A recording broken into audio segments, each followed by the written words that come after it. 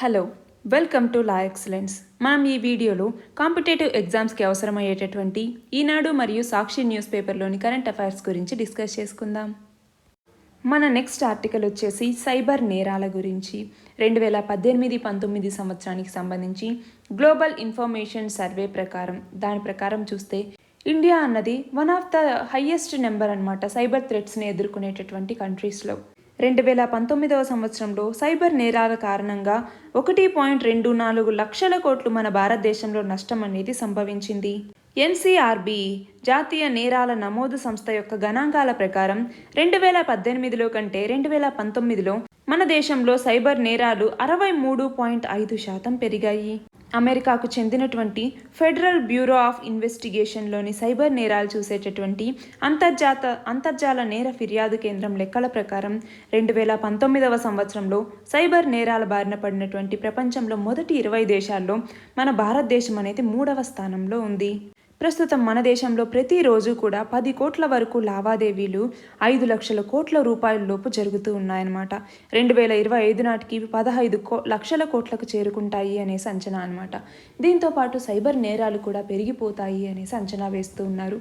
దీనికి సంబంధించి cyber security లేదా సైబర్ భద్రత అంటే ఏంటి, సైబర్ స్పేస్ ఏదైతే ఉందో, సైబర్ స్పేస్ అంటే ఏంటండి, ఇది ఒక గ్లోబల్ డొమైన్ అనమాట.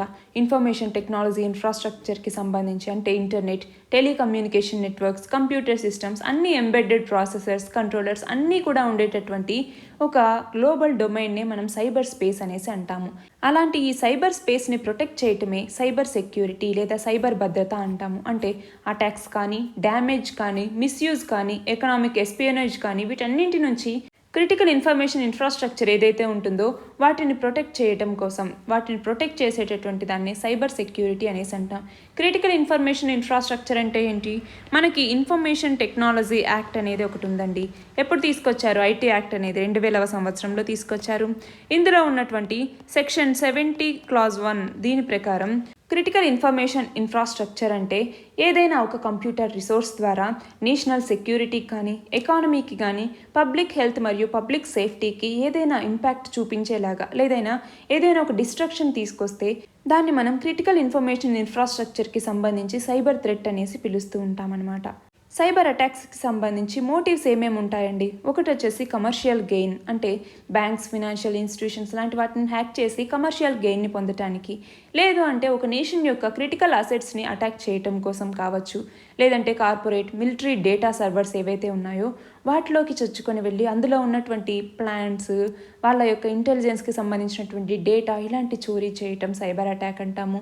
అంతేకాకుండా వైరస్ని పంపించి లేదంటే వైరల్గా కమ్యూనికేట్ చేసి ఒక మెసేజ్ని కానీ, లేదంటే మనీని తీసుకోవటం కానీ, లేదంటే పాలిటిక్స్కి సంబంధించి, సొసైటీకి సంబంధించి స్పెసిఫిక్గా ఏమైనా హ్యాక్ చేస్తే వాటిని కూడా మనం సైబర్ అటాక్స్ అనేసి పిలుస్తూ ఉంటామన్నమాట. దీనికి సంబంధించి క్వశ్చన్ చూడండి. సైబర్ నేరాల గురించి తెలపండి. వీటిని ఎదుర్కోవటానికి ప్రభుత్వం తీసుకొచ్చినటువంటి సైబర్ భద్రతా చట్టాల్ని, వివిధ కార్యక్రమాలని వివరించండి. సైబర్ నేరాలు అంటే ఏంటో అర్థమైందా అండి? ఆ సైబర్ నేరాల యొక్క రకాలేంటి, సైబర్ భద్రతా చట్టాలేంటి, సైబర్ భద్రత కోసం తీసుకొచ్చినటువంటి వివిధ కార్యక్రమాలు ఏంటి అనేది మనం ఒకసారి చూద్దాం.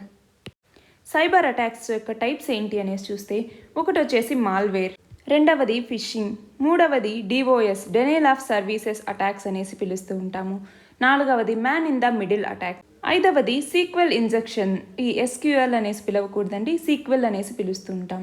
సీక్వెల్ లేదా ఇక్కడ ఉన్నటువంటి ఎస్క్యూఎల్ అంటే స్ట్రక్చర్డ్ క్వరీ లాంగ్వేజ్ అనేసి పిలుస్తూ ఉంటాం అనమాట. ఇది ఒక ప్రోగ్రామింగ్ లాంగ్వేజ్, డేటాబేసెస్తో కమ్యూనికేట్ చేయడానికి ఈ లాంగ్వేజెస్ని యూజ్ చేస్తూ ఉంటారు. అదొకటి. ఆరవది క్రాస్ సైట్ స్క్రిప్టింగ్ అనేసి పిలుస్తూ ఉంటారు, ఇదొకటి. ఏడవది సోషల్ ఇంజనీరింగ్. ఇలా చాలా రకాల సైబర్ అటాక్స్ అనేవి ఉన్నాయి. మాల్వేర్ అంటే తెలుసు కదా అండి, ఒక మాలిషియస్ సాఫ్ట్వేర్ని, ఏదైనా ఒక కైండ్ ఆఫ్ సాఫ్ట్వేర్ని, ఏదైనా ఒక సింగిల్ కంప్యూటర్ కావచ్చు, సర్వర్ కావచ్చు, కంప్యూటర్ నెట్వర్క్ కావచ్చు, వీటన్నింటినీ డ్యామేజ్ చేయడం కోసం ఒక మాలిషియస్ సాఫ్ట్వేర్ని కనుక పంపితే దాన్నే మనం మాల్వేర్ అనేసి పిలుస్తూ ఉంటాము. మాల్వేర్లో ర్యాన్సమ్వేర్ అనేసి, స్పైవేర్ అనేసి, వార్మ్స్, వైరసెస్, ట్రాజన్స్ అనేసి చాలా రకాలు ఉన్నాయన్నమాట. ఇది కాకుండా ఫిషింగ్ అంటే ఏంటి, ఈమెయిల్స్ ద్వారా కావచ్చు, వెబ్సైట్ ద్వారా కావచ్చు, పర్సనల్ ఇన్ఫర్మేషన్ని గ్యాదరింగ్ చేసేటటువంటి మెథడ్నే ఫిషింగ్ అనేసి మనం పిలుస్తూ ఉంటాము. ఇంకా డిఓఎస్ అంటే డెనైల్ ఆఫ్ సర్వీసెస్ అటాక్ అంటే ఏంటి, ఏదైనా ఒక మిషన్ని కానీ, ఒక నెట్వర్క్ని కానీ ఆ యూజర్కి ఇన్యాక్సెసిబుల్గా అంటే వాళ్ళకి అందుబాటులో లేకుండా వాటిని షట్ డౌన్ చేయటం, లేకపోతే ఆ సర్వీసెస్ వాళ్ళకి అందకుండా చేయటం వాటిని డినైల్ ఆఫ్ సర్వీస్ అటాక్ అనేసి పిలుస్తూ ఉంటాము. ఇంకా man in the middle attack అంటే ఏంటి? హ్యాకర్స్ లేదా అటాకర్స్ టూ పార్టీ కమ్యూనికేషన్ జరిగేటప్పుడు వాళ్ళ మధ్యలో ఇన్సర్ట్ అయ్యి వాళ్ళ ద్వారా వాళ్ళ మధ్యలో ఉన్నటువంటి డేటాని వీటన్నింటినీ స్టీల్ చేయటం అనమాట. దాన్ని man in the middle attacks అనేసి అంటాము.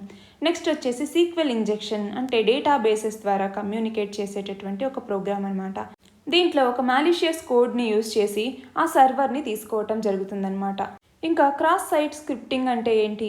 మనం ఏదైనా ఒక వెబ్సైట్ ఓపెన్ చేసినప్పుడు అందులో హ్యాకర్ ఇంజెక్ట్ చేసినటువంటి మాలిషియస్ కోడ్తో ఆ వెబ్సైట్ అన్నది ఇంకొక వెబ్సైట్ ఓపెన్ అవుతుందన్నమాట. అంటే మనం ఒకటి ఓపెన్ చేస్తే ఇంకొక వెబ్సైట్ అనేది ఓపెన్ అవుతుంది. అలాంటి ఒక మాలిషియస్ సాఫ్ట్వేర్నే క్రాస్ సైట్ స్క్రిప్టింగ్ అనేసి పిలుస్తూ ఉంటాము, లేదా XSS అనేసి పిలుస్తూ ఉంటారనమాట. ఇంకా నెక్స్ట్ వచ్చేసి సోషల్ ఇంజనీరింగ్ అనేసి పిలుస్తూ ఉంటాం. అంటే హ్యూమన్ ఇంటరాక్షన్ మీద డిపెండ్ అయి ఉంటుందన్నమాట. అంటే యూజర్స్ కొన్ని ట్రిక్స్ని యూజ్ చేసి సెక్యూరిటీ ప్రొసీజర్స్ని బ్రేక్ చేసి సెన్సిటివ్ ఇన్ఫర్మేషన్ ఏదైతే టిపికల్గా ప్రొటెక్ట్ చేసి ఉంటుందో అలాంటి సెన్సిటివ్ ఇన్ఫర్మేషన్ని గెయిన్ చేసుకునేటటువంటి ప్రొసీజర్ని సోషల్ ఇంజనీరింగ్ అటాక్ అనేసి పిలుస్తూ ఉంటాం అనమాట. ఇలాంటి వాటన్నింటిని ఎదుర్కోవాలి అనుకుంటే మనకి సైబర్ భద్రత అనేది అవసరం.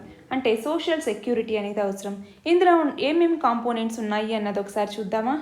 ఒకటి వచ్చేసి అప్లికేషన్ సెక్యూరిటీ, రెండవది వచ్చేసి ఇన్ఫర్మేషన్ సెక్యూరిటీ, మూడవది నెట్వర్క్ సెక్యూరిటీ, నాలుగవది డిజాస్టర్ రికవరీ ప్లానింగ్ అనేసి. అప్లికేషన్ సెక్యూరిటీ అంటే ఏంటి? దీని కింద ఏదైనా అప్లికేషన్స్ డెవలప్మెంట్ ప్రాసెస్లో ఏవైనా థ్రెట్స్ లాంటివి రాకుండా ప్రొటెక్ట్ చేయటం అనమాట. అంటే ఒక అప్లికేషన్ లేదా యాప్ యొక్క డిజైన్, డెవలప్మెంట్, డిప్లాయ్మెంట్, అప్గ్రేడ్ లేదా మెయింటెనెన్స్కి సంబంధించి ఏవైనా ఫ్లాస్ కానీ థ్రెట్స్ కానీ ఉంటే వాటి నుంచి ప్రొటెక్షన్ అందించేటటువంటి సెక్యూరిటీనే అప్లికేషన్ సెక్యూరిటీ అనేసి పిలుస్తూ ఉంటాము. నెక్స్ట్ వచ్చేసి ఇన్ఫర్మేషన్ సెక్యూరిటీ అంటే ఏంటి? ఏదైనా ఒక ఇన్ఫర్మేషన్కి సంబంధించి అనాథరైజ్డ్ యాక్సెస్ కానీ లేదా ఐడెంటిటీ థెఫ్ట్ ఏదైతే ఉంటుందో, అంటే ప్రైవసీని ప్రొటెక్ట్ చేయటం కోసం ఐడెంటిటీ థెఫ్ట్ని అవాయిడ్ చేసేలాగా ఒక అనాథరైజ్డ్ యాక్సెస్ ఏదైనా వస్తే అలాంటి వాటి నుంచి ప్రొటెక్షన్ అందించడం కోసం తీసుకొచ్చిన సెక్యూరిటీని మనం ఇన్ఫర్మేషన్ సెక్యూరిటీ అనేసి పిలుస్తూ ఉంటాం. నెక్స్ట్ వచ్చేసి నెట్వర్క్ సెక్యూరిటీ అంటే ఏంటి? ఏదైనా ఒక నెట్వర్క్కి సంబంధించి యూజబిలిటీ, రిలయబిలిటీ, ఇంటిగ్రిటీ మరియు సేఫ్టీని ప్రొటెక్ట్ చేయడం కోసం ఈ నెట్వర్క్ సెక్యూరిటీ అనేటువంటి దాన్ని తీసుకురావటం జరిగింది. ఇంకా డిజాస్టర్ రికవరీ ప్లానింగ్ అంటే ఏంటి?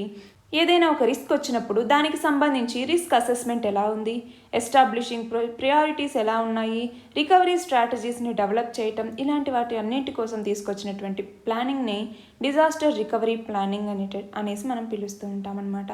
అసలు సైబర్ సెక్యూరిటీని తీసుకురావాల్సినటువంటి అవసరం ఏంటండి? ఇండివిజువల్స్కి, బిజినెస్ ఆర్గనైజేషన్కి, అలాగే గవర్నమెంట్కి సంబంధించి కాన్ఫిడెన్షియల్ డేటా ఏదైతే ఉంటుందో వాటన్నింటినీ ప్రొటెక్ట్ చేయడం కోసం సైబర్ సెక్యూరిటీ అనేది చాలా అవసరం. అయితే దీనికోసం అటు ఇంటర్నేషనల్గాను ఇటు నేషనల్గాను చాలా సెక్యూరిటీ మెజర్స్ తీసుకోవటం జరిగిందనమాట. వీటిలో అసలు ఇంటర్నేషనల్ మెకానిజమ్స్ ఏమేమి ఉన్నాయి, నేషనల్ మెకానిజమ్స్ ఏమేమి ఉన్నాయి అనేసి మనం ఒకసారి చూద్దాం. ఫస్ట్ వచ్చేసి ఇంటర్నేషనల్ మెకానిజమ్స్ ఏమేమి తీసుకొచ్చారు అనేసి మనం ఒకసారి చూద్దామా? ఇంటర్నేషనల్ మెకానిజమ్స్లో భాగంగా ఒకటి వచ్చేసి ఇంటర్నేషనల్ కమ్యూనికేషన్ యూనియన్ అనేటటువంటి ITU అనేటటువంటి దాన్ని తీసుకొచ్చారనమాట. ఇది ఒక స్పెషలైజ్డ్ ఏజెన్సీ అనమాట, యునైటెడ్ నేషన్స్. దీని ద్వారా టెలికమ్యూనికేషన్స్ మరియు సైబర్ సెక్యూరిటీ ఇష్యూస్కి సంబంధించి వాటిలో ఒక స్టాండర్డైజేషన్ డెవలప్మెంట్ తీసుకురావటం కోసం ఈ ఇంటర్నేషనల్ టెలికమ్యూనికేషన్ యూనియన్ అన్నటువంటి ఒక స్పెషలైజ్డ్ ఏజెన్సీని తీసుకురావటం జరిగింది. ఇది కాకుండా 2004వ సంవత్సరం నుంచి Budapest convention on cyber crime అనేటటువంటి ఒక ఇంటర్నేషనల్ ట్రీటీ అన్నది అందుబాటులోకి వచ్చింది. ఇందులో మన ఇండియా అనేది సిగ్నేటరీ కాదండి, ఇండియా అనేది ఇందులో లేదు. ఇంకా మూడవది వచ్చేసి ఇంటర్నెట్ గవర్నెన్స్ ఫోరం అనేటటువంటి దాన్ని తీసుకురావటం జరిగింది. దీని కింద ఏంటి? గవర్నమెంట్, ప్రైవేట్ సెక్టార్, అలాగే సివిల్ సొసైటీ ఇవన్నీ కూడా ఇంటర్నేషనల్ గవర్నెన్స్ డిబేట్లో పాల్గొనే విధంగా ఒక ఇంటర్నెట్ గవర్నెన్స్ ఫోరం అన్నటువంటి దాన్ని 2006వ సంవత్సరంలో ఫస్ట్ టైం తీసుకురావటం జరిగింది. ఇది కాకుండా internet corporation for assigned names and numbers అనేటటువంటి ఒక నాన్ ప్రాఫిట్ ఆర్గనైజేషన్ని కూడా తీసుకొచ్చారు. దీని కింద సెవరల్ డేటాబేసెస్ అనమాట. అంటే ఇంటర్నెట్కి సంబంధించి నేమ్ స్పేసెస్ కావచ్చు, న్యూమరికల్ స్పేసెస్ కావచ్చు, వీటికి సంబంధించి డేటాబేస్ని మెయింటైన్ చేయటం, వాటికి సంబంధించి ప్రొసీజర్, వీటన్నింటినీ కోఆర్డినేట్ చేసుకోవటం కోసం ఈ internet corporation for assigned names and numbers అనేటటువంటి ఒక నాన్ ప్రాఫిట్ ఆర్గనైజేషన్ని ఎస్టాబ్లిష్ చేయటం జరిగింది. దీని యొక్క హెడ్ క్వార్టర్స్ వచ్చేసి లాస్ ఏంజల్స్, యుఎస్ఏలో ఉన్నటువంటి లాస్ ఏంజల్స్లో దీని యొక్క హెడ్ క్వార్టర్స్ అనేది ఉంది. ఇవన్నీ పక్కన పెడితే మన ఇండియాలో సైబర్ సెక్యూరిటీ కోసం ఏమేమి తీసుకొచ్చారు అన్నది ఒకసారి చూద్దామా. ఒకటి వచ్చేసి ఐటీ యాక్ట్ లేదా ఇన్ఫర్మేషన్ టెక్నాలజీ యాక్ట్ అంటాము. ఏ సంవత్సరంలో తీసుకొచ్చాం? 2000వ సంవత్సరంలో తీసుకొచ్చాం. దీని కింద కంప్యూటర్ సిస్టమ్స్, కంప్యూటర్ నెట్వర్క్స్, అలాగే ఏదైనా ఎలక్ట్రానిక్ ఫార్మెట్లో ఉన్నటువంటి డేటా, ఇన్ఫర్మేషన్, వీటన్నింటినీ కూడా ఈ యాక్ట్ కింద రెగ్యులేట్ చేయటం జరుగుతుందన్నమాట. అంతేకాకుండా నేషనల్ సైబర్ పాలసీ అనేటటువంటి దాన్ని 2013వ సంవత్సరంలో తీసుకొచ్చాము. ఒక సెక్యూర్ సైబర్ ఎకోసిస్టమ్ని క్రియేట్ చేయటం కోసం ఈ నేషనల్ సైబర్ పాలసీని 2013లో తీసుకురావటం జరిగింది. దీని కింద మనకి computer emergency response team India, అంటే Indian computer emergency response team అనేసి పిలుస్తుంటాం, CERT-IN అనేసి దీన్ని తీసుకురావటం జరిగింది. ఇది సైబర్ సెక్యూరిటీ ఎఫర్ట్స్కి సంబంధించి, అంటే ఎమర్జెన్సీ రెస్పాన్స్, క్రైసిస్ మేనేజ్మెంట్, వీటన్నింటినీ కోఆర్డినేట్ చేసుకునేటటువంటి ఒక నోడల్ ఏజెన్సీ ఈ national computer emergency response team అనేది. అంతేకాకుండా ఈ నేషనల్ సైబర్ పాలసీ కింద ఈ గవర్నెన్స్ని సెక్యూర్ చేసుకునే విధంగా, అంటే పబ్లిక్ కీ ఇన్ఫ్రాస్ట్రక్చర్ని సెక్యూర్ చేసుకునే విధంగా, అంతేకాకుండా NCIIPC అనేసి పిలుస్తుంటాం, national critical information infrastructure protection centre అనేసి. దీని కింద క్రిటికల్ ఇన్ఫర్మేషన్ ఇన్ఫ్రాస్ట్రక్చర్ని ప్రొటెక్షన్ చేసుకునేందుకోసం దీనిని నోడల్ ఏజెన్సీగా తీసుకురావటం జరిగిందనమాట. దీనిని ఇన్ఫర్మేషన్ టెక్నాలజీ యాక్ట్ 2000 ఏదైతే ఉందో ఐటీ యాక్ట్ కింద దీనిని తీసుకురావటం జరిగింది. అంతేకాకుండా సైబర్ సెక్యూరిటీస్కి సంబంధించి ట్రైనింగ్ని, అలాగే కెపాసిటీని పెంచడం కోసం మన HRD మినిస్ట్రీ దాన్నే ఇప్పుడు మినిస్ట్రీ ఆఫ్ ఎడ్యుకేషన్గా మార్చడం జరిగింది. ఇది చాలా ట్రైనింగ్ ప్రోగ్రామ్స్ని కూడా కండక్ట్ చేస్తుందన్నమాట. 2018వ సంవత్సరంలో సైబర్ సురక్షిత్ భారత్ ఇనిషియేటివ్ అనేటటువంటి ఒక ఇనిషియేటివ్ని కూడా తీసుకొచ్చారు. ఈ ఇనిషియేటివ్ కింద అవేర్నెస్, ఏదైతే సైబర్ క్రైమ్కి సంబంధించి, అలాగే సేఫ్టీ మెజర్స్ ఏవైతే తీసుకోవాలో, కెపాసిటీని ఎలా బిల్డ్ చేసుకోవాలి, వీటన్నింటి గురించి అవేర్నెస్ని స్ప్రెడ్ చేయడం కోసం ఈ సైబర్ సురక్షిత్ భారత్ ఇనిషియేటివ్ అన్నటువంటి దాన్ని 2018లో కండక్ట్ చేయడం జరిగింది. అలాగే national cyber security coordination centre అనేసి పిలుస్తుంటాం, NCCC అన్నటువంటి దాన్ని 2017వ సంవత్సరంలో డెవలప్ చేయడం జరిగింది. దీని కింద ఇంటర్నెట్ ట్రాఫిక్ని స్కాన్ చేయటం, కమ్యూనికేషన్ మెటా డేటా ఏదైతే ఉంటుందో వాటిని, అంటే మన కంట్రీకి వచ్చేటటువంటి డేటాని రియల్ టైం సైబర్ థ్రెట్స్ ఉన్నాయా లేదా అనేసి డిటెక్ట్ చేయటం కోసం ఈ నేషనల్ సైబర్ సెక్యూరిటీ కోఆర్డినేషన్ సెంటర్ని ఏర్పాటు చేయటం జరిగింది. అంతేకాకుండా 2017వ సంవత్సరంలోనే సైబర్ స్వచ్ఛతా కేంద్ర అన్నటువంటి ఒక ప్లాట్ఫామ్ని కూడా తీసుకొచ్చారు. దీని కింద ప్రతి ఇంటర్నెట్ యూజర్ కూడా వాళ్ళ కంప్యూటర్ని, అలాగే వాళ్ళ యొక్క ఎలక్ట్రానిక్ డివైజెస్ని వైరసెస్ మరియు మాల్వేర్ ఏవీ లేకుండా కూడా క్లీన్ చేసుకోవటం అనమాట. దానికోసం ఈ సైబర్ స్వచ్ఛతా కేంద్ర అన్నటువంటి దాన్ని తీసుకురావటం జరిగింది. అలాగే information security education awareness project అన్నటువంటి దాన్ని కూడా కండక్ట్ చేయటం జరిగిందనమాట. దీని కింద ఇన్ఫర్మేషన్ సెక్యూరిటీస్కి సంబంధించి రీసెర్చ్, ఎడ్యుకేషన్ మరియు ట్రైనింగ్ని ప్రొవైడ్ చేస్తూ ఈ సైబర్ సెక్యూరిటీకి సంబంధించి అవేర్నెస్ని తీసుకురావడం కోసం ఈ information security education and awareness అనేటటువంటి ఒక ప్రాజెక్ట్ని చేపట్టడం జరిగింది. అంతేకాకుండా సైబర్ ఎకోసిస్టమ్ని మనం సెక్యూర్ చేసుకోవటం కోసం ఇండియా అన్నది US, సింగపూర్, జపాన్ లాంటి దేశాలతో చాలా వాటితో కూడా కలిసి పనిచేస్తోంది. ఇవన్నీ కూడా సైబర్ అటాక్స్ ఏంటి, సైబర్ సెక్యూరిటీకి సంబంధించినటువంటి కాంపోనెంట్స్ ఏంటి, ఇంటర్నేషనల్ మెకానిజమ్స్ ఏమేమి తీసుకొచ్చారు, అలాగే మన ఇండియా తీసుకొచ్చినటువంటి సేఫ్టీ మెజర్స్ ఏంటి అన్నటువంటివి అనమాట. మన నెక్స్ట్ ఆర్టికల్ వచ్చేసి కరోనా నేపథ్యంలో లాక్డౌన్ విధించిన తర్వాత స్టూడెంట్స్కి సంబంధించి పాఠశాలలకు వెళ్ళటం అనేది జరగలేదు. ఆన్లైన్లోనే విద్యా బోధన అనేది జరిగింది. ఇప్పుడు అన్ని పాఠశాలలు మళ్ళీ తిరిగి తెరుచుకున్నాయన్నమాట. ఆ బోధనకు సంబంధించి, అలాగే వాళ్ళకి సంబంధించి చదువు అనేది ఎలా ఉంది, నాణ్యమైనటువంటి విద్యను అందించాలి అంటే మార్గాలు ఏమిటి అనేసి ఇక్కడ చెప్పడం జరిగిందనమాట. ప్రత్యేక శ్రద్ధ అనేది అవసరం.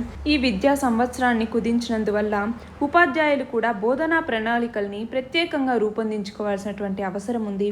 అప్పుడే పిల్లలకి నాణ్యమైనటువంటి విద్యను అందించగలము అనేసి చెప్తూ ఉన్నారనమాట. సరే, దీనికి సంబంధించి క్వశ్చన్ చూడండి. జాతీయ విద్యా విధానం నేషనల్ ఎడ్యుకేషన్ పాలసీ 2020లో తీసుకొచ్చారు కదండి, దాని గురించి వివరించండి అంటున్నారు. దీని గురించి నేషనల్ పాలసీ ఆన్ ఎడ్యుకేషన్ అనేసి ఆల్రెడీ ఒకటి ఉండేది. ఎప్పుడు 1986వ సంవత్సరంలో. దాంట్లో మరిన్ని మార్పులు చేస్తూ ఈ కొత్త పాలసీని తీసుకురావటం జరిగిందనమాట. దీని కింద ఎలిమెంటరీ ఎడ్యుకేషన్ నుంచి హైయర్ ఎడ్యుకేషన్ వరకు, అలాగే వొకేషనల్ ట్రైనింగ్ వరకు, రూరల్ మరియు అర్బన్ ఇండియాలో ఎలా ఉండాలి అనేసి ఒక కాంప్రహెన్సివ్ ఫ్రేమ్వర్క్ని ఈ పాలసీలో తీసుకురావటం జరిగింది. ఈ న్యూ ఎడ్యుకేషన్ పాలసీ 2020 ఏదైతే ఉందో దీనిని ఇంప్లిమెంట్ చేసినటువంటి మొదటి రాష్ట్రం ఏది అని అడిగినప్పుడు హిమాచల్ ప్రదేశ్ అనేసి చెప్తామన్నమాట. ఇది గుర్తుపెట్టుకోవాలి. ఈ పాలసీ ఏదైతే ఉందో దీని కింద ఎడ్యుకేషన్కి ఖర్చు పెట్టేటటువంటి ఎక్స్పెండిచర్ ఏదైతే ఉందో మన జీడిపిలో, ఆ జీడిపిలో ఎక్స్పెండిచర్ని 4 నుంచి 6% పెంచేలాగా, అతి త్వరలో 4 నుంచి 6% పెంచేలాగా చర్యలు తీసుకుంటామనేసి చెప్పడం జరిగింది. అంతేకాకుండా మదర్ టంగ్కి అలాగే రీజనల్ లాంగ్వేజెస్కి ఇంపార్టెన్స్ ఇచ్చేలాగా ఈ పాలసీని తీసుకురావటం జరిగింది. స్కూల్ ఎడ్యుకేషన్లో ఇంతకుముందు 10+2 స్ట్రక్చర్ ఏదైతే ఉందో దానిని ఇప్పుడు 5+3+3+4 మోడల్లో మార్చడం జరిగిందనమాట. ఇందులో ఈ 5 ఇయర్స్ వచ్చేసి ఫౌండేషనల్ స్టేజ్ అనేసి, 3 ఇయర్స్ వచ్చేసి ప్రిపరేటరీ స్టేజ్ అనేసి, ఇంకో 3 ఇయర్స్ వచ్చేసి మిడిల్ స్టేజ్ అనేసి, ఇంకొక 4 ఇయర్స్ వచ్చేసి సెకండరీ స్టేజ్ అనేసి పిలుస్తూ ఉంటారనమాట. స్కూల్స్లో స్టాండర్డ్స్ సెట్ చేయటం కోసం పరాక్ అనేటటువంటి ఒక అసెస్మెంట్ బాడీని కూడా ఎస్టాబ్లిష్ చేయటం జరిగింది. పరాక్ అంటే performance assessment, review and analysis of knowledge for holistic development అనేసి పిలుస్తూ ఉంటాం. ఈ పరాక్ అనేటటువంటి ఒక అసెస్మెంట్ బాడీని కూడా ఎస్టాబ్లిష్ చేయటం జరుగుతుంది. ఇంకా విద్యను ఈజీ చేయటం కోసం సంవత్సరానికి 2 సార్లు ఎగ్జామ్స్ని కండక్ట్ చేయటం జరుగుతుంది. స్టూడెంట్స్కి 2 అటెంప్ట్స్ని ఆఫర్ చేయటం జరుగుతుందన్నమాట. అంతేకాకుండా ఎగ్జామ్ అనేది 2 పార్ట్స్గా ఉంటుంది. ఆబ్జెక్టివ్, డిస్క్రిప్టివ్ అనేసి 2 పార్ట్స్లో పెట్టడం జరుగుతుంది. అంతేకాకుండా మిడ్ డే మీల్ స్కీమ్ ఏదైతే ఉందో దాన్ని బ్రేక్ఫాస్ట్కి కూడా ఎక్స్టెండ్ చేయటం జరుగుతుంది. హైయర్ ఎడ్యుకేషన్కి సంబంధించి 4 సంవత్సరాల బ్యాచిలర్ డిగ్రీని తీసుకురావటం జరిగింది. MPhil, masters of philosophy courses ఏవైతే ఉన్నాయో వాటిని డిస్కంటిన్యూ చేయటం జరిగింది. అలాగే higher education council of India అనేటటువంటి దాన్ని తీసుకురావటం జరిగిందనమాట. దీని ద్వారా హైయర్ ఎడ్యుకేషన్ని రెగ్యులేట్ చేయడం కోసం ఈ హైయర్ ఎడ్యుకేషనల్ కౌన్సిల్ ఆఫ్ ఇండియాని సెటప్ చేయడం జరుగుతుంది. National higher education regulatory council, దీని ద్వారా హైయర్ ఎడ్యుకేషన్ని అంటే టీచర్ ఎడ్యుకేషన్ కావచ్చు, మెడికల్, లీగల్ ఎడ్యుకేషన్ వీటన్నింటినీ కూడా రెగ్యులేట్ చేయడం కోసం national higher education regulatory council అన్నటువంటి దాన్ని తీసుకొస్తారు. అలాగే నాక్, నేషనల్ అక్రిడిషన్ కౌన్సిల్ అనేసి పిలుస్తుంటాం. అలాగే higher education grants council HEGC అనేటటువంటి దాన్ని తీసుకురావటం జరిగింది. దీని కింద యూనివర్సిటీస్ మరియు కాలేజెస్కి సంబంధించి ఫినాన్సెస్, ఫండింగ్ వీటన్నింటి గురించి ఈ హైయర్ ఎడ్యుకేషన్ గ్రాంట్స్ కౌన్సిల్ అనేది చూసుకుంటుంది. ఇది మాత్రమే కాకుండా జనరల్ ఎడ్యుకేషన్ కౌన్సిల్ అనేటువంటి దాన్ని తీసుకొచ్చారు. దీని కింద లెర్నింగ్ అవుట్కమ్స్ని ఎక్స్పెక్ట్ చేసేలాగా గ్రాడ్యుయేట్ ఆట్రిబ్యూట్స్ని ఫ్రేమ్ చేయటం కోసం ఈ జనరల్ ఎడ్యుకేషన్ కౌన్సిల్ అన్నటువంటి దాన్ని తీసుకురావటం జరిగింది. అంతేకాకుండా నేషనల్ టెస్టింగ్ ఏజెన్సీ అనేటువంటి దాన్ని తీసుకొచ్చి ఎంట్రన్స్ ఎగ్జామినేషన్ అంటే JEE మెయిన్స్కి కావచ్చు, నీట్కి కావచ్చు, వీటికి సంబంధించి ఎంట్రన్స్ ఎగ్జామినేషన్ని అలాగే యూనివర్సిటీలో అడ్మిషన్స్ని కండక్ట్ చేసేటటువంటి రెస్పాన్సిబిలిటీని ఈ నేషనల్ టెస్టింగ్ ఏజెన్సీకి ఇవ్వటం జరిగింది. అంతేకాకుండా హైయర్ ఎడ్యుకేషనల్ ఇన్స్టిట్యూషన్స్ ఏవైతే ఉంటాయో అంటే IITs లాంటి వాటిలో డైవర్సిటీ ఆఫ్ లెర్నింగ్ని తీసుకురావటానికి కూడా ఈ పాలసీ అనేది కొన్ని చర్యల్ని తీసుకోవటం జరిగింది. ప్రైవేట్, పబ్లిక్ యూనివర్సిటీస్ రెండింటికి సంబంధించి ఫీజుల్ని ఈ పాలసీలో ఫిక్స్ చేయటం జరుగుతుందన్నమాట. అంతేకాకుండా అకాడమిక్ బ్యాంక్ ఆఫ్ క్రెడిట్ అన్నటువంటి దాన్ని తీసుకురావటం జరుగుతుంది. దీని కింద ఏంటి, ఈ అకాడమిక్ బ్యాంక్ ఆఫ్ క్రెడిట్ కింద యూనివర్సిటీస్కి సంబంధించి లేదా ఎడ్యుకేషన్కి సంబంధించి కొన్ని క్రెడిట్స్ని ఇవ్వటం జరుగుతుంది. వాటిని డిజిటల్ స్టోరేజ్ కోసం అకాడమిక్ బ్యాంక్ ఆఫ్ క్రెడిట్ అన్నటువంటి దాన్ని తీసుకొచ్చారు. అలాగే నేషనల్ ఎడ్యుకేషన్ కమిషన్కి ప్రైమ్ మినిస్టర్ హెడ్గా ఉంటారు. నేషనల్ రీసెర్చ్ ఫౌండేషన్ అన్నటువంటి దాన్ని తీసుకొచ్చి దాని ద్వారా రీసెర్చ్ని మరియు ఇన్నోవేషన్ని తీసుకురావటం కోసం నేషనల్ రీసెర్చ్ ఫౌండేషన్ అన్నటువంటి దాన్ని ఏర్పాటు చేస్తారు. అలాగే స్పెషల్ ఎడ్యుకేషన్ జోన్స్ని ఏర్పాటు చేసి దాని ద్వారా డిసడ్వాంటేజ్డ్ రీజియన్స్లో ఎడ్యుకేషన్ మీద ఫోకస్ చేయడం కోసం ఈ స్పెషల్ ఎడ్యుకేషన్ జోన్స్ని రూపొందిస్తారు. అలాగే జెండర్ ఇంక్లూజన్ ఫండ్ అన్నటువంటి దాన్ని తీసుకొచ్చి ఫీమేల్ అలాగే ట్రాన్స్జెండర్ చిల్డ్రన్కి ఎడ్యుకేషన్లో అసిస్టెంట్స్ని ఇవ్వటం కోసం ఈ జెండర్ ఇన్క్లూజన్ ఫండ్ అన్నటువంటి దాన్ని తీసుకొస్తున్నారు. ఇవి మాత్రమే కాకుండా నేషనల్ ఎడ్యుకేషనల్ టెక్నాలజీ ఫోరం అన్నటువంటి ఒక ప్లాట్ఫామ్ని తీసుకొస్తూ ఉన్నారు. దీని కింద ఏంటి, టెక్నాలజీ యూసేజ్కి సంబంధించి అంటే లెర్నింగ్ని ఇంప్రూవ్ చేసుకోవటం కోసం, వాళ్ళ ఐడియాస్ని ఎక్స్చేంజ్ చేసుకోవటం కోసం ఈ నేషనల్ ఎడ్యుకేషనల్ టెక్నాలజీ ఫోరం అన్నటువంటి ప్లాట్ఫామ్ని కూడా తీసుకొస్తూ ఉన్నారు. ఇలా ఈ పాలసీలో చాలా మార్పులు చేర్పులు అనేవి తీసుకొచ్చి కొత్త విద్యా విధానం వైపుకు ఇండియా వెళ్లేందుకు కృషి చేస్తూ ఉన్నారు. మన నెక్స్ట్ ఆర్టికల్ వచ్చేసి ఇటీవల ఉత్తరాఖండ్లో ఉన్నటువంటి చమోలి జిల్లా జోషిమఠ్ సమీపంలో నందాదేవి హిమనీ నదంలో మంచు చర్యలు విరిగిపడినటువంటి ఘటన గురించి. ఈ వరద ఉధృతికి 13.32 మెగావాట్ల రిషిగంగా జల విద్యుత్ కేంద్రం అనేది పూర్తిగా కొట్టుకుపోయింది. అంతేకాకుండా ఎన్టీపీసీ ఆధ్వర్యంలో ఉన్నటువంటి 480 మెగావాట్ల విద్యుత్ కేంద్రానికి కూడా భారీ నష్టం అనేది వాటిల్లింది. 2013లో వచ్చినటువంటి విషాదం తర్వాత మళ్ళీ ఇది అంత తీవ్రమైనటువంటి విషాదం ఇదే అన్నమాట. సరే, దీనికి సంబంధించి క్వశ్చన్ చూడండి. ఇటీవల నందాదేవి హిమనీ నదం కరిగి మంచు చర్యలు విరిగిపడినటువంటి ధౌలి గంగా నది అనేది ఏ నదికి ఉపనది? ఏ నదికి ఉపనది అండి? అలకనందా నదికి ఉపనది. ఇక్కడ చూడండి, బద్రీనాథ్ అనేది ఇక్కడ ఉంది కదా, బద్రీనాథ్ అనేది ఇక్కడ ఉంది, ధౌలి గంగా అనేటటువంటి నది ఇక్కడ ఉంది. ఇది అలకనందాలో విష్ణుప్రయాగ్ వద్ద కలుస్తుంది. ఈ అలకనందా దగ్గర నందాకిని అనేటటువంటి నది అలకనందాలో కలిసే చోటును నందప్రయాగ్ అనేసి పిలుస్తూ ఉంటాం. అలాగే పిందార్ గంగా ఈ నది కలిసేటటువంటి అలకనందతో ఈ నది కలిసేటటువంటి ప్రదేశాన్ని మనం కర్ణాప్రయాగ్ అనేసి పిలుస్తూ ఉంటాం. అలాగే మందాకిని నది కలిసేటటువంటి దాన్ని రుద్రప్రయాగ్ అనేసి, అలాగే ఈ అలకనంద నదిలోనే భాగీరథి నది కలిసేటటువంటి ప్రదేశాన్ని దేవప్రయాగ్ అనేసి పిలుస్తూ ఉంటాం. ఇవన్నీ కలిసి గంగా నదిలో పార్ట్గా వెళ్తాయి. తర్వాత యమునోత్రి నుంచి వచ్చేటటువంటి యమునా నది కూడా గంగా నదిలో కలుస్తుంది. ఈ 5 ప్రయాగలు అలకనందా నదిలో కలిసేటటువంటి ప్రదేశాన్ని మనం పంచప్రయాగ్ అనేసి పిలుస్తూ ఉంటాం. అంటే ధౌలి గంగా ప్లస్ అలకనందాని విష్ణుప్రయాగ్ అనేసి, అలాగే నందాకిని ప్లస్ అలకనందాని నందప్రయాగ్ అనేసి, అలాగే పిందర్ ప్లస్ అలకనందాని కర్ణప్రయాగ్ అనేసి, మందాకిని ప్లస్ అలకనందాని రుద్రప్రయాగ్ అనేసి, అలాగే భాగీరథి ప్లస్ అలకనందాని దేవప్రయాగ్ అనేసి ఇక్కడ పంచప్రయాగ్లు ఇక్కడ ఉన్నాయన్నమాట. ప్రస్తుతం ఇక్కడ ధౌలి గంగా దగ్గర హిమనీ నద అనేది కరిగిపోయి అక్కడ వరదలు రావటం జరిగింది. మన నెక్స్ట్ ఆర్టికల్ వచ్చేసి financial times global MBA rankings 2021 జాబితాలో మన దేశానికి చెందినటువంటి మేనేజ్మెంట్ విద్యా సంస్థల్లో హైదరాబాద్లో ఉన్నటువంటి Indian school of business ISB అనేది అగ్రస్థానంలో నిలిచింది. ప్రపంచ జాబితాలో ఇది 23వ స్థానాన్ని దక్కించుకుంది. ఆసియాలో 5వ స్థానంలో ఉంది. లాస్ట్ ఇయర్ ప్రపంచ జాబితాలో 28వ స్థానంలో ఉన్నటువంటి ఐఎస్బి అన్నది ఈ సంవత్సరం 23వ స్థానాన్ని దక్కించుకుంది.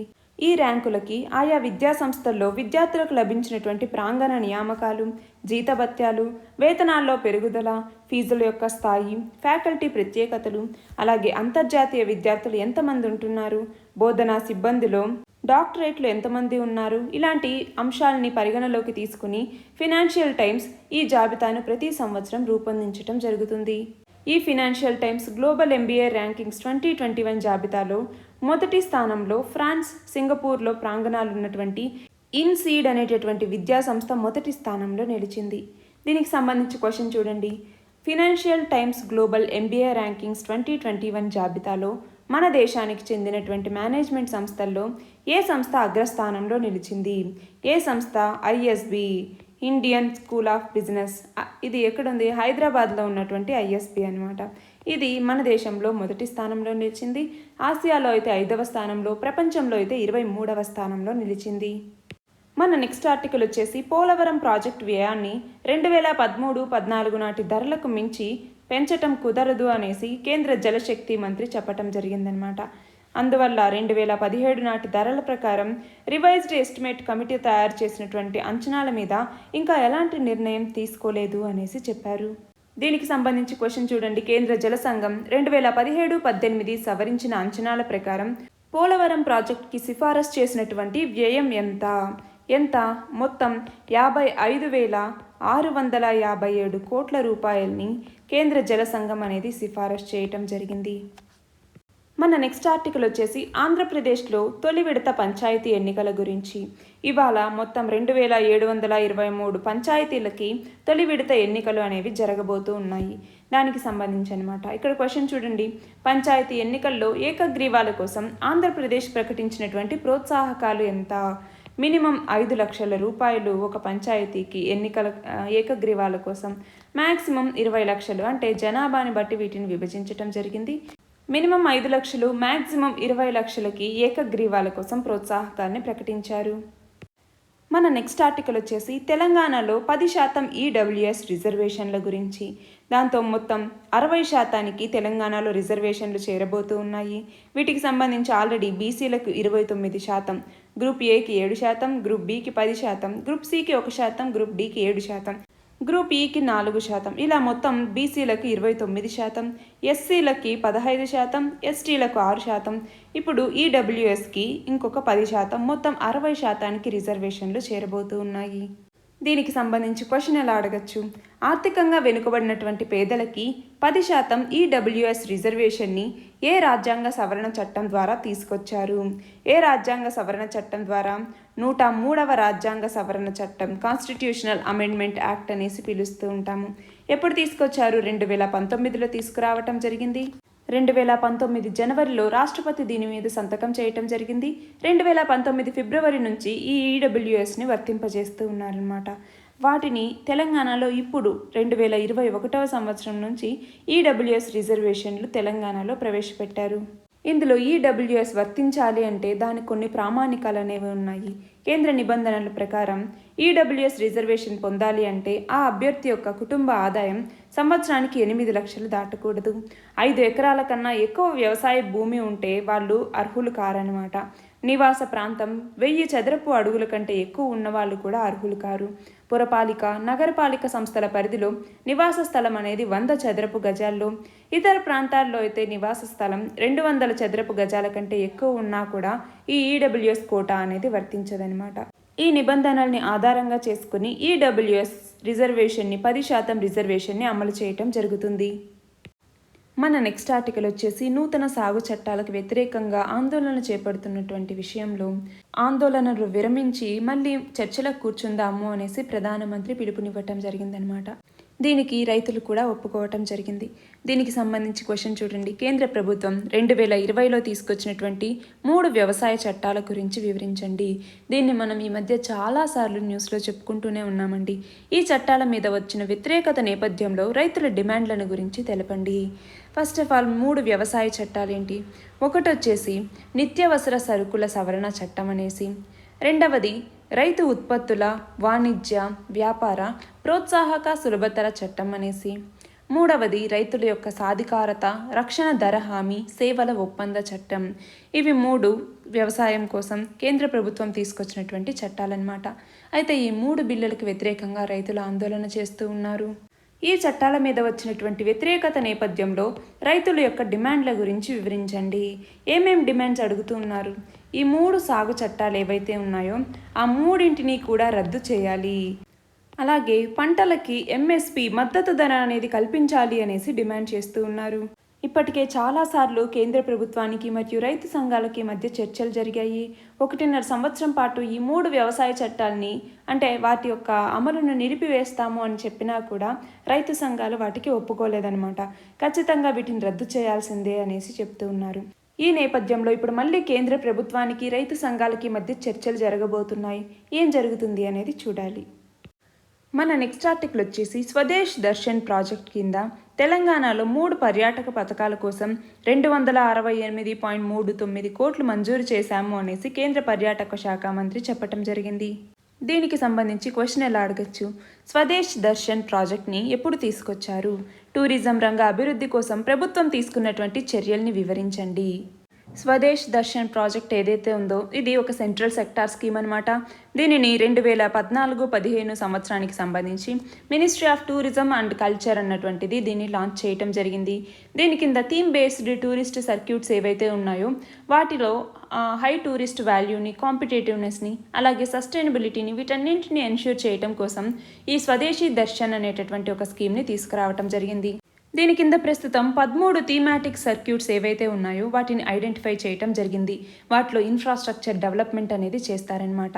వాటిలో నార్త్ ఈస్ట్ ఇండియా సర్క్యూట్ అనేసి, బుద్ధిస్ట్ సర్క్యూట్, హిమాలయన్ సర్క్యూట్, అలాగే కోస్టల్ సర్క్యూట్ అనేసి, కృష్ణా సర్క్యూట్ అనేసి ఇలాగ మొత్తం 13 థీమ్ బేస్డ్ సర్క్యూట్స్ని ఐడెంటిఫై చేసి అందులో ఇన్ఫ్రాస్ట్రక్చర్ని డెవలప్ చేస్తూ ఉన్నారు. టూరిజం రంగ అభివృద్ధి కోసం ప్రభుత్వం తీసుకున్నటువంటి చర్యలు అన్నప్పుడు ఒకటొచ్చేసి ఈ స్వదేశీ దర్శన్ అనేటటువంటి ఈ స్కీమ్ అనేసి చెప్తామన్నమాట. స్వదేశీ దర్శన్ స్కీమ్ ఒకటి. రెండవది వచ్చేసి ప్రషద్ స్కీమ్ అనేసి చెప్తాము. ప్రషద్ అంటే national mission on pilgrimage రిజర్వనేషన్ and spiritual heritage augmentation drive అనేసి పిలుస్తాం, లేదా ప్రషద్ స్కీమ్ అనేసి చెప్తూ ఉంటాము. దీని కింద పిలిగ్రిమేజ్ డెస్టినేషన్స్ ఏవైతే ఉన్నాయో వాటిలో ఇంటిగ్రేటెడ్ డెవలప్మెంట్ని తీసుకురావటం కోసం ఈ ప్రషద్ అనేటటువంటి స్కీమ్ని తీసుకురావటం జరిగింది. ఇవి మాత్రమే కాకుండా అడాప్ట్ ఏ హెరిటేజ్ అనేటటువంటి ఒక ప్రాజెక్ట్ని కూడా తీసుకొచ్చారు. దీని కింద ప్రైవేట్ సెక్టార్ కంపెనీస్ కావచ్చు, పబ్లిక్ సెక్టార్ కంపెనీస్ కావచ్చు, ఇండివిజువల్స్ కావచ్చు, ఎవరైనా కూడా టూరిజం అమ్యూనిటీస్ని డెవలప్ చేయటం కోసం వీటికి ఆ హెరిటేజ్ సైట్స్ని వాళ్ళకి ఇవ్వటం జరుగుతుందన్నమాట. అంతేకాకుండా పర్యాటన్ పర్వ్ అనేటటువంటి ఒక సెలబ్రేషన్ని కూడా 2017-18 సంవత్సరానికి సంబంధించి చేపట్టడం జరిగిందనమాట. పర్యాటన్ పర్వ్ అనేటటువంటి దాన్ని. ఇది మాత్రమే కాకుండా ఇన్క్రెడిబుల్ ఇండియా అనేటటువంటి ఒక వెబ్సైట్ని కూడా స్టార్ట్ చేయటం జరిగింది. దీని కింద ట్రావెలర్స్ ఎవరైతే ఉన్నారో వాళ్ళని ప్రమోట్ చేయటం కోసం ఇన్క్రెడిబుల్ ఇండియా అనేటటువంటి ఒక వెబ్సైట్ని తీసుకురావటం జరిగింది. అసలు టూరిజంకు ఉన్నటువంటి ఇంపార్టెన్స్ ఏంటి అనేసి మనం చూస్తే దాని ద్వారా ఇన్కమ్ అనేది జనరేట్ అవుతుంది, ఎంప్లాయ్మెంట్ అనేది జనరేట్ అవుతుంది. ఇది సర్వీస్ సెక్టార్కి మంచి పుష్ అనేది ఇవ్వటం జరుగుతుంది. అంటే దాని ద్వారా ఎయిర్లైన్స్, హోటల్, సర్ఫేస్ ట్రాన్స్పోర్టేషన్, అలాగే టూరిజం ఇండస్ట్రీ గ్రోత్ అనేది అవుతుంది. ఇవన్నీ కూడా సర్వీస్ సెక్టార్కి మంచి బూస్ట్ అనేది ఇవ్వటం జరుగుతుంది.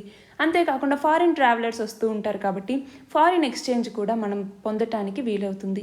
ఇది మాత్రమే కాకుండా నేషనల్ హెరిటేజ్ని, ఎన్విరాన్మెంట్ రిజర్వేషన్కి కూడా టూరిజం అన్నది హెల్ప్ చేయటం జరుగుతుంది. అంటే ఇంపార్టెంట్ సైట్స్ ఏవైతే ఉంటాయో హెరిటేజ్ సైట్స్ వాటి మీద ఫోకస్ చేస్తాము, వాటిని ప్రిజర్వ్ చేయడానికే మనం కృషి చేస్తాం కాబట్టి దాని ద్వారా టూరిజం అనేది ఎన్విరాన్మెంట్కి అలాగే న్యాచురల్ హెరిటేజ్ ప్రిజర్వేషన్కి హెల్ప్ అవుతుంది.